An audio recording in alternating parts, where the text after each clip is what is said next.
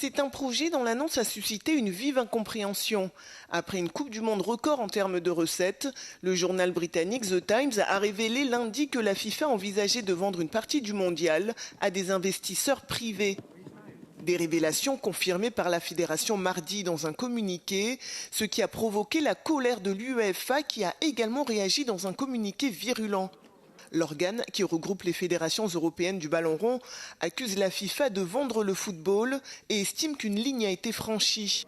Même indignation du côté de la CONCACAF, qui gère les fédérations d'Amérique du Nord, centrale et des Caraïbes, qui s'est dit profondément préoccupée par l'absence de procédures réglementaires ayant conduit à l'élaboration de ce projet. Malgré les critiques, le patron de la FIFA peut s'appuyer sur le soutien de son ami Donald Trump, dont l'entourage pourrait bénéficier de ce projet.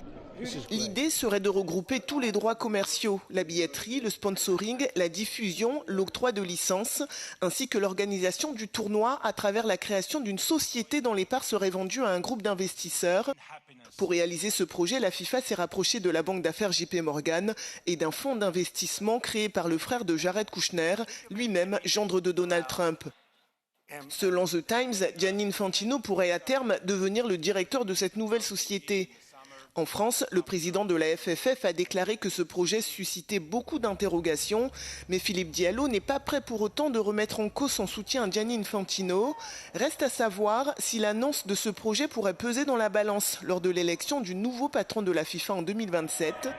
À la tête de la fédération depuis 2016, Gianni Infantino est candidat à sa réélection et malgré les critiques, il dispose pour l'heure d'un large soutien pour effectuer un nouveau mandat de 4 ans.